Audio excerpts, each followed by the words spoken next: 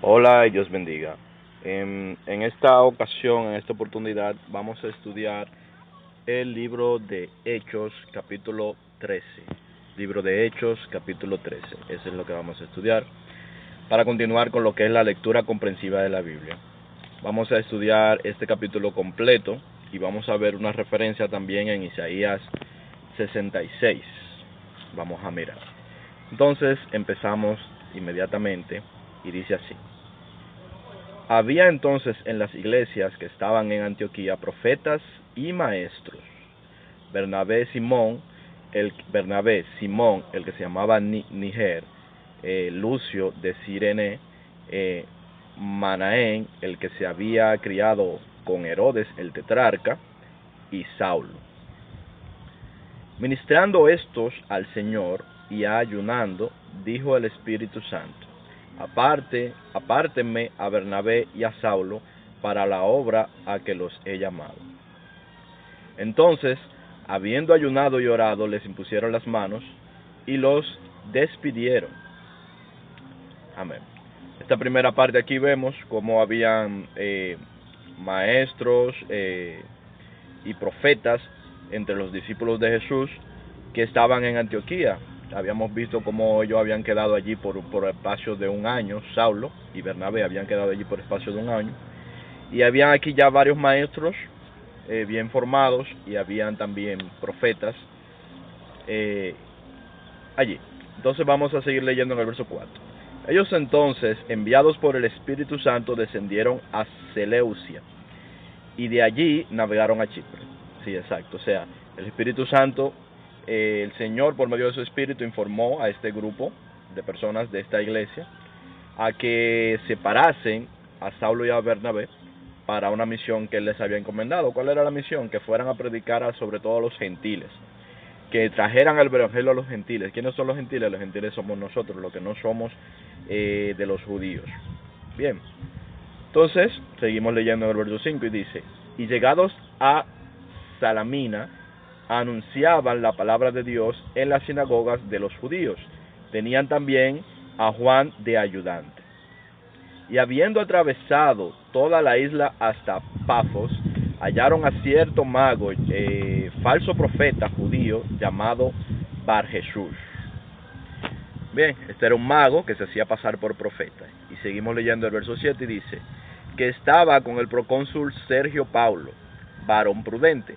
Este, llamando a Bernabé y a Saulo, deseaba oír la palabra de Dios, pero le resistía Elimas, el mago, pues así se traduce su nombre, procurando apartar de la fe al procónsul. Es decir, este mago trataba de que la palabra de Saulo y de Bernabé no llegaran al procónsul, que quería escucharla, es decir, el evangelio de Cristo por medio de estos.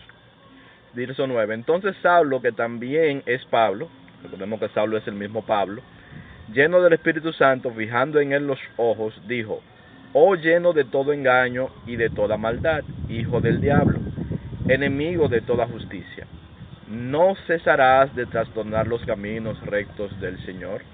Ahora pues, he aquí, la mano del Señor está contra ti, y serás ciego, y no verás el sol por algún tiempo. E inmediatamente cayeron sobre él oscuridad y tinieblas, y andando alrededor buscaba a quien le condujese de la mano. Entonces el procónsul, viendo lo que había sucedido, creyó maravillado de la doctrina del Señor. Entonces vemos como esta persona, pero era una persona que tenía cierto poder, creyó en la palabra del Señor. Y vemos como este mago recibió ceguera temporal. Esta ceguera temporal, en varios estudios hemos visto cómo esta ceguera temporal es una de las pocas cosas que parecen negativas que vienen del Señor. Y esta ceguera temporal, que es la misma ceguera temporal que fue puesta en Saulo cuando recibió al Señor, que fue puesta en los que iban a buscar a Eliseo, la guardia que iba a buscar a Eliseo, es una ceguera temporal que simplemente impide que el que quiera hacer el mal lo haga contra una persona que el Señor en este momento no está dispuesto a dejar que ese mal se haga por este momento. Es decir, que el Señor lo está guardando en su misericordia, vamos a decir, también en su propósito, sobre todo esto en su propósito. porque siempre recordamos, siempre va a llegar el momento y la potestad de las tinieblas, la hora y la potestad de las tinieblas siempre va a llegar, pero mientras tanto se dan estas cosas. Entonces, esta es una señal, la de la ceguera temporal, que es recurrente, que viene del mismo Señor. Esta señal es una ceguera temporal, no es una ceguera permanente, es una ceguera temporal para que la persona no pueda hacer el mal que quiera hacer y que reconozca entonces que el poder de Dios. Este mago muy probablemente también, es muy probable que también haya cambiado su pensamiento y de sus engaños al darse cuenta de que Dios es real. Bien, seguimos leyendo y dice, habiendo zarpado de Pafos, Pablo y sus compañeros arribaron a Perge de Panfilia, pero Juan, apartándose de ellos, volvió a Jerusalén. Recordemos que Juan iba con ellos de ayudante, con Saulo, que es Pablo, y con Bernabé. Ellos, pasando a Perge, llegaron a Antioquía de Pisidia y entraron en la sinagoga en un día de reposo y se sentaron. Y después de la lectura de la ley de los profetas, los principales de la sinagoga mandaron a decirles, varones hermanos, si tenéis alguna palabra de exhortación para el pueblo, hablad. Entonces Pablo, levantándose, hecha señal de silencio con la mano, dijo, varones israelitas, y los que teméis a Dios, oíd. El Dios de este pueblo de Israel escogió a nuestros padres y enalteció al pueblo, siendo ellos extranjeros en la tierra de Egipto, y con brazo levantado los sacó de ella. Aquí vamos, Pablo nos va a dar un discurso de esos de resúmenes de la Biblia. Aquí va a dar un pequeño resumen del Evangelio, más bien. Y dice, y por un tiempo como de 40 años lo soportó en el desierto. Y habiendo destruido 7 naciones en la tierra de Canaán, les dio en heredad su territorio. Después, como por 400 años, les dio jueces hasta el profeta Samuel. Luego pidieron rey, y Dios les dio a Saúl, hijo de Cis, varón de la tribu de Benjamín, por 40 años. Quitado les levantó al rey David, de quien dio también testimonio diciendo, he hallado a David, hijo de Isaí, varón conforme a mi corazón, quien hará todo lo que yo quiero. De la descendencia de y conforme a la promesa, Dios levantó a Jesús por Salvador de Israel. Amén. Antes de su venida, predicó Juan el bautismo de arrepentimiento a todo pueblo de Israel, mas cuando Juan terminaba su carrera, dijo, ¿quién pensáis que soy? No soy yo él, mas he aquí viene tras de mí, de quien no soy digno de desatar el calzado a los pies. Varones hermanos, hijos del linaje de Abraham, y los que entre vosotros teméis a Dios, a vosotros es enviada la palabra de esta salvación. Fijémonos, y hagamos un paréntesis aquí en el verso 26, fijémonos cuán parecida es la unción y la sabiduría que Dios puso sobre Pablo, llamado Saulo, ¿verdad? O mejor dicho, Saulo, llamado Pablo, a la sabiduría que tenía Esteban. Es como que el propósito que Dios tenía con Esteban, ¿verdad?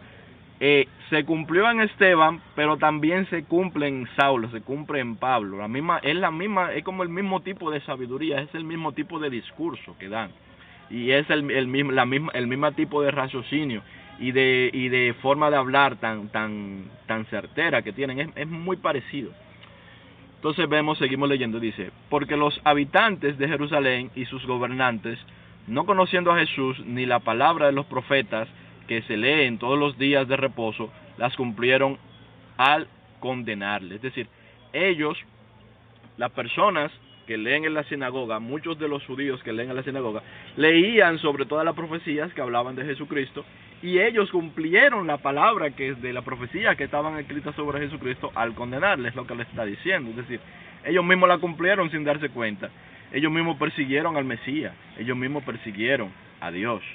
Y seguimos leyendo y dice, y sin hallar en él causa digna de muerte, pidieron a Pilato que se le matase. Y habiendo cumplido todas las cosas que de él estaban escritas, quitándolo del madero, lo pusieron en un sepulcro, como estaba escrito.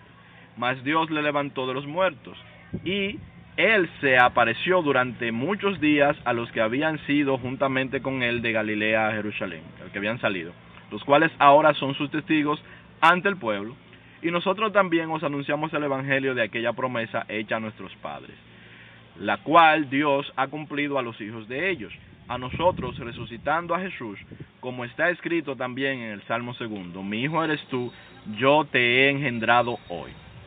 Y en cuanto a que le levantó de los muertos para nunca más volver a corrupción, lo dijo así: os daré las misericordias fieles de David. Aquí Pablo está citando el Antiguo Testamento, muy parecido a lo que hacía Esteban. Dice, por eso dice también en otro salmo: no permitirás que tu santo vea corrupción.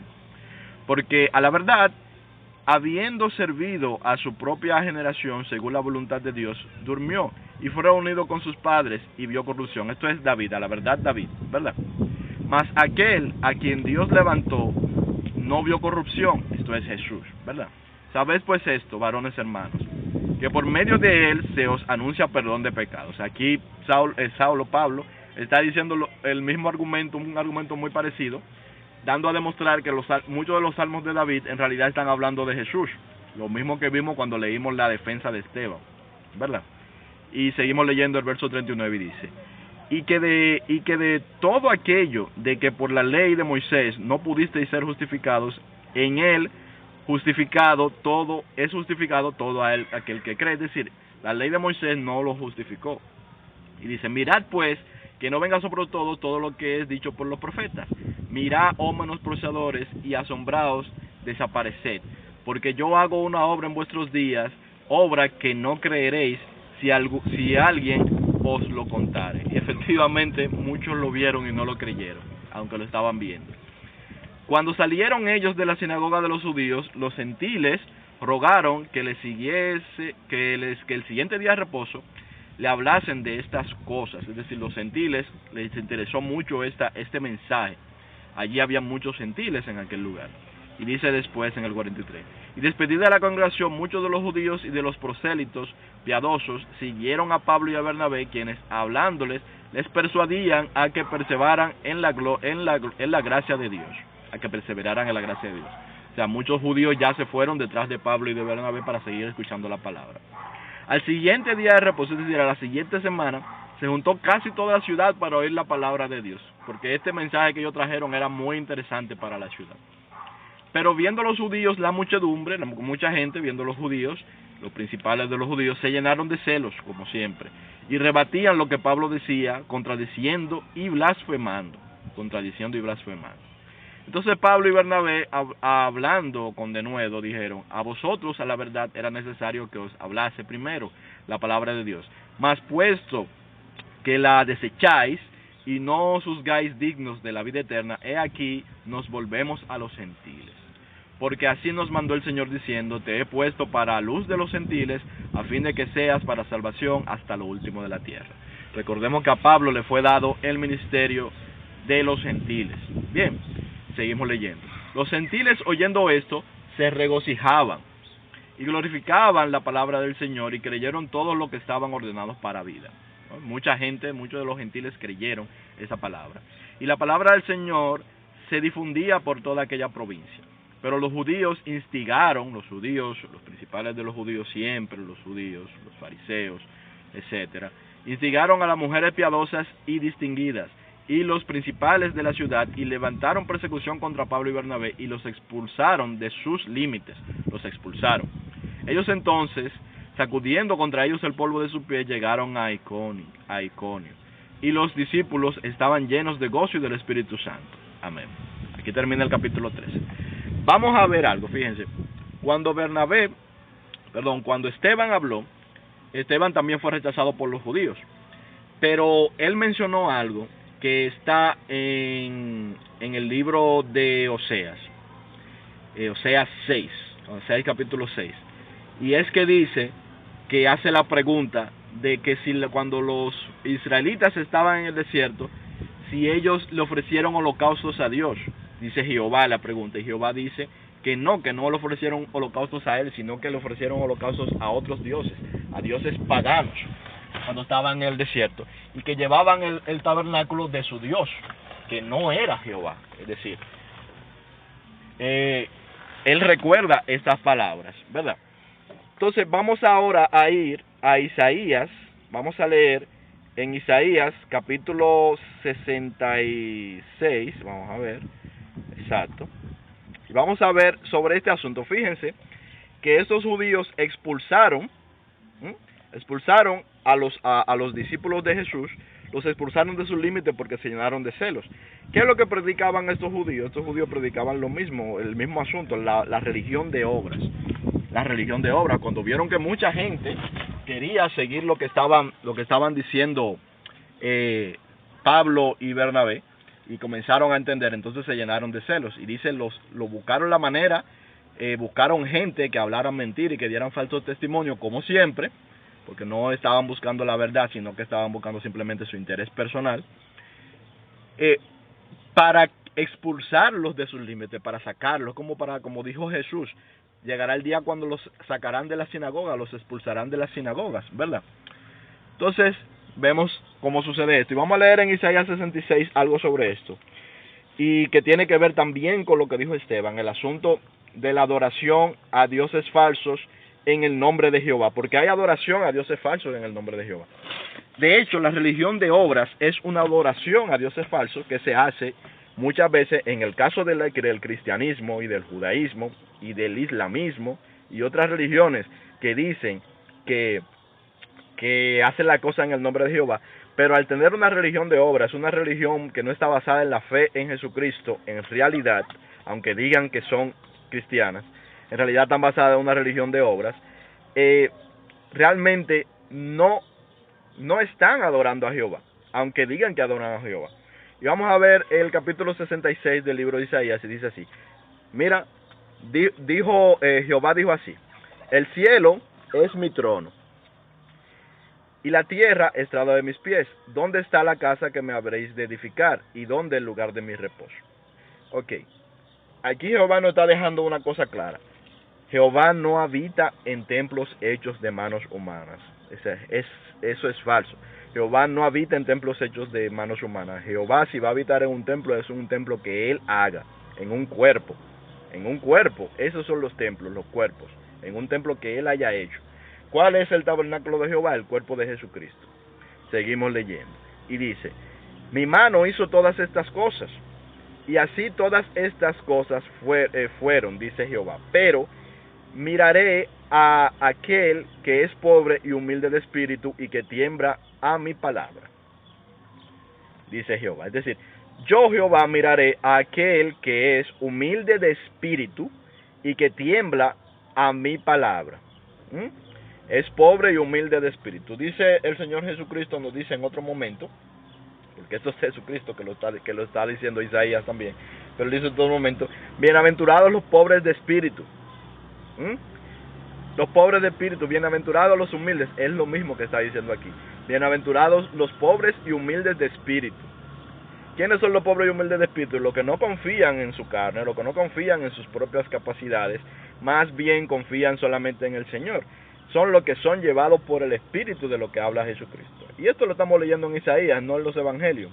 Pero lo podemos leer en Isaías porque es el mismo Jesucristo que le dijo esto a Isaías. Por eso son las mismas palabras, es el mismo tipo de lenguaje. Entonces dice: el que sacrifica buey es como si matase a un hombre. Es decir, el que sacrifica buey es el sacerdote o el poderoso que sacrifica un buey a Jehová, y Jehová dice: ese es como si matase a un hombre. Es como si fuera un asesino. El que sacrifica oveja como si degollase a un perro, a un animal inmundo.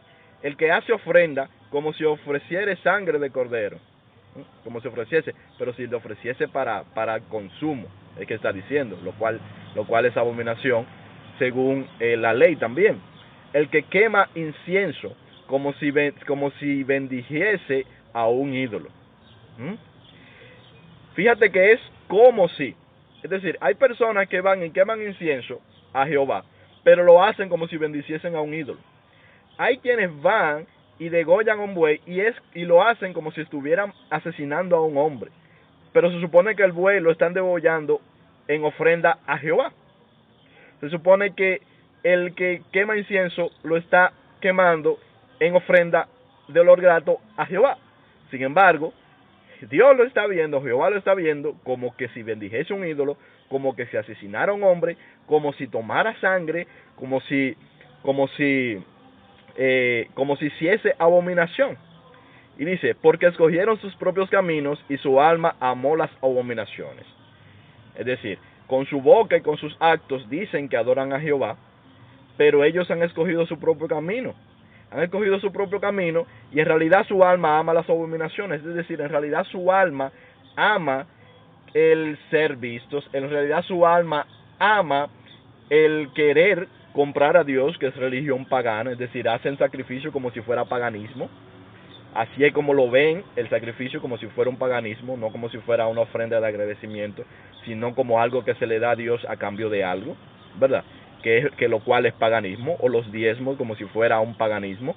Así lo ven en su corazón, es lo que Dios está diciendo. Entonces, estas personas que hacen esto son los que sacan a la gente, a los que tienen el verdadero mensaje, a los que han entendido el mensaje de Jesucristo, los sacan de la sinagoga y los apartan.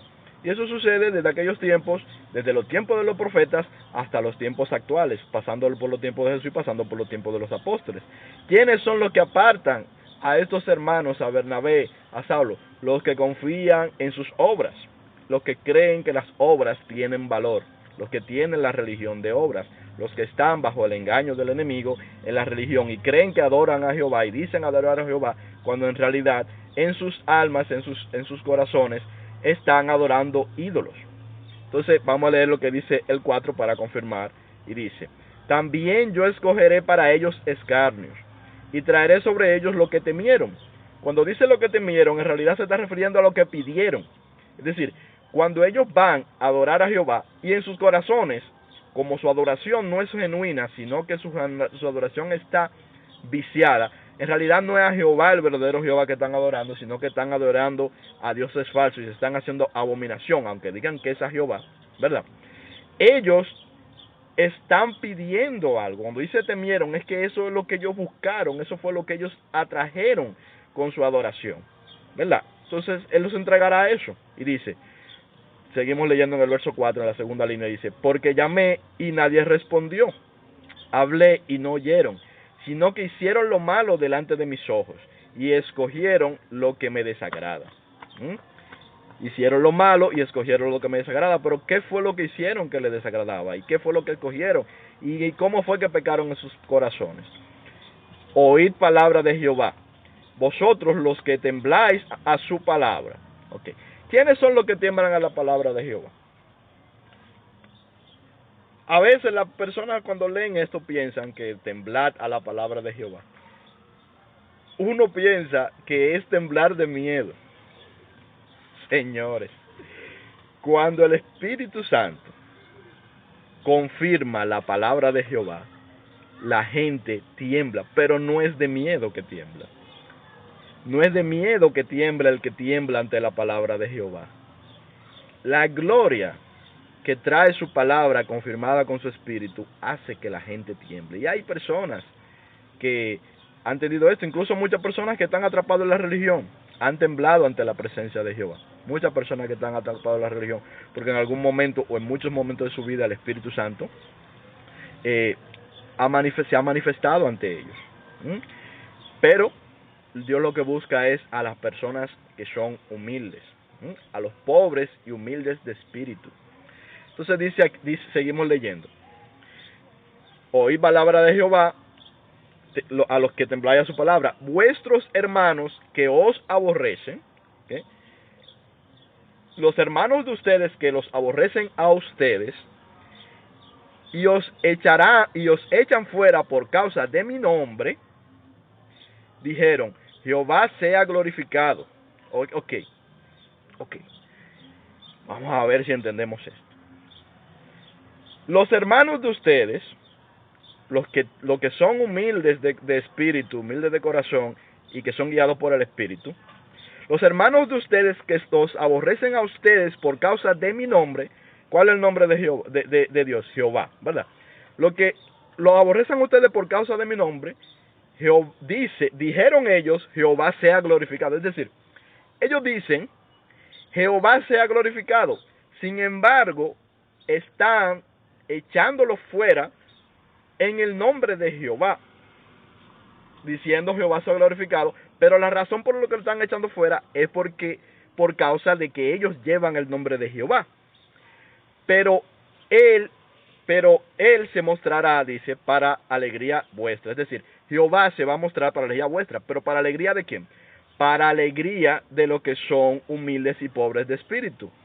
Y ellos serán confundidos, dice, los que no son pobres de espíritu, sino los que se alegran en la iniquidad. Los que están adorando en el nombre de Jehová a dioses falsos, los que están adorando en el nombre de Jehová, incluso a sí mismos, ellos serán confundidos. Esos que en el nombre de Jehová, adorando a Jehová, ofreciendo ofrenda a Jehová, dando diezmos supuestamente a Jehová, en realidad están adorando a dioses paganos, diciéndole, llamándoles por el nombre de Jehová, echan y aborrecen a los que predican en el nombre de Jehová, a los que hablan en el nombre de Jehová. Y mira cómo dice aquí: voz de alboroto en la ciudad, voz del templo, voz de Jehová que da el pago a sus enemigos. Es como esta profecía es como si estuviera profetizando lo que va a pasar en el primer siglo con los comienzos de la iglesia y va a seguir pasando hasta el día de hoy. ¿Cómo? Ellos alzaron su voz en los templos, alzaron su voz en las sinagogas, alzaron su voz en las ciudades, ¿verdad? Y hubo alboroto en las ciudades, como acabamos de leer, de la gente que venía a escuchar esta palabra. Pero habían unos que en el nombre de Jehová echaban a los que verdaderamente llevaban el nombre de Jehová, diciendo que en el nombre de Jehová. Pero vimos al principio que sus sacrificios, cuando sacrifican a Jehová, es como que están haciendo abominación, como que están adorando a dioses falsos. En sus corazones están adorando a dioses falsos, aunque digan Jehová, aunque supuestamente están cumpliendo la ley. Es mentira. Están en un engaño, están atrapados en un engaño. Esa es la realidad. Entonces, seguimos leyendo y esto es un poco profundo. Esto es un poco profundo y dice, pero yo creo que tú lo estás entendiendo. ¿Verdad? Entonces dicen ellos, Jehová se ha glorificado. Claro, Jehová se ha glorificado. Como dijo Jesús, no todo el que dice, Señor, Señor, yo lo conozco. Apartaos de mí, hacedores de maldad. Porque ¿qué es lo que pasa? Los que llevan el nombre de Jehová no es el nombre de la palabra. La gente nosotros creemos que el nombre de Jehová son unas palabras. El nombre de Jehová no es una palabra, señores. El nombre de Jesús no es una palabra tampoco. Si el nombre de Jesús es una palabra, entonces sería un conjuro. Si yo digo, por ejemplo, yo me arrepiento en el nombre de Jesús, entonces ya yo estoy arrepentido porque dije eso, o ya yo estoy salvo porque dije eso. Eso es un conjuro. Entonces, ¿cómo se dice Jesús? Porque Jesús en ruso no se dice como se dice en español, ni en arameo se dice como se dice en ruso, ni en inglés se dice como se dice en arameo. Entonces, ¿cuál es el nombre de Jesús por fin? ¿El nombre de Jesús es una palabra? ¿El nombre de Jehová son unas palabras? No. Si nosotros vemos en Apocalipsis, vemos que Jesús siempre se define a sí mismo por medio de adjetivos y por medio de características. Él dice, el que tiene las estrellas, que tiene esto, el que abre y nadie cierra, y cierra y nadie abre, el que hace esto, el que pone esto. Estos son adjetivos. Dios en sí no tiene en realidad un nombre que se pueda nombrar con palabras. Si hubiese un nombre que más se acerca a lo que sería un nombre para escribir a Dios, ¿verdad? Sería en español la palabra amor. Esa sería la palabra amor. ¿Qué otra palabra? Misericordia. ¿Qué otra palabra? Fe. ¿Qué otra palabra? Todas las cosas que caracterizan a Dios, esas cosas que caracterizan a Dios, ese es su nombre. Entonces, porque una persona diga Jehová, no quiere decir que está adorando a Jehová. Incluso porque menciona algunas de estas palabras que yo estoy diciendo. Si estas palabras no están en su corazón, no representan en su corazón el significado, y no representan en su vida y en su actitud el significado que deben de tener. Y esto es que de corazón nos amemos los unos a los otros, que de corazón aprendamos de Jesús a pagar bien al que hace mal, que de corazón aprendamos a ser humildes de espíritu y a ser guiados de ese espíritu. Entonces, por más que digamos que adoramos a Jehová, que adoramos a Jesús, es mentira. Usted no está adorando a ningún Jehová, ningún Jesús. Usted está adorando a dioses falsos. Esa es la realidad. Y eso es lo que nos está explicando aquí en Isaías, y es la razón por la cual estas personas son echados. Porque, fíjate, los judíos no les importa mentir. No les importa, es decir, a los judíos porque vamos a hacer un paréntesis aquí. Cuando decimos judíos, no nos estamos refiriendo a todos los judíos, porque hay que entender, Pablo, Bernabé, Juan, todos ellos eran judíos. ¿Mm? Todos estos hombres, la mayoría de los hombres de la iglesia del primer siglo eran judíos, y hoy en día siguen habiendo hombres de Dios, son judíos. Los profetas eran judíos, ¿verdad? Y eran judíos y de Israel, ¿verdad? Judíos y de Israel. Entonces, cuando hablamos judíos, no estamos hablando de judíos en sentido general, estamos hablando de los judíos en el sentido de los que tienen la religión de obras. Eso es importante que hagamos este paréntesis, porque cuando vea que hay un judío que está viendo esto y entiende que yo estoy hablando de los judíos en general, pero usted puede ser judío y ser cristiano, perfectamente. Usted puede ser judío y ser cristiano de verdad, me refiero, porque usted puede decir que usted es cristiano, pero acabamos de ver aquí, porque usted diga que es cristiano no quiere decir que de verdad lo sea, ¿verdad? Porque usted siendo cristiano puede estar aborreciendo a alguien. Si usted aborrece a alguien siendo cristiano y usted entiende, no porque lo haga ni siquiera, sino que usted entiende en su doctrina que está bien aborrecer a alguien, entonces su doctrina no es una doctrina cristiana. Porque el que aborrece al otro no tiene la doctrina de Jesucristo. Tiene otro tipo de doctrina de otro Jesucristo que usted le llama Jesucristo, pero no es Dios. Es un Dios falso. Así como estos sacrificaban bueyes, prendían incienso en el nombre de Jehová, pero iban a terminar sacando a las personas de la sinagoga lo que de verdad llevaban el nombre de Jehová. Porque lo que de verdad llevan el nombre de Jehová, lo que de verdad llevan el nombre de Jesús, no son simplemente lo que dicen Jesús o lo que dicen Señor, Señor. Son lo que hacen lo que Jesucristo dijo que hiciéramos. ¿Qué es lo que Jesucristo? Que es el mismo mandato de Dios, porque es uno y el mismo. Que practiquemos la misericordia, el amor, la paz, la benignidad, la paciencia, la fe. Ese es el nombre de Dios. Los que tienen el nombre de Dios tienen el sello de Dios. El sello de Dios en su frente, eso que habla la palabra de quienes tienen el sello de Dios en su frente, está hablando es de su mente, es que se está refiriendo.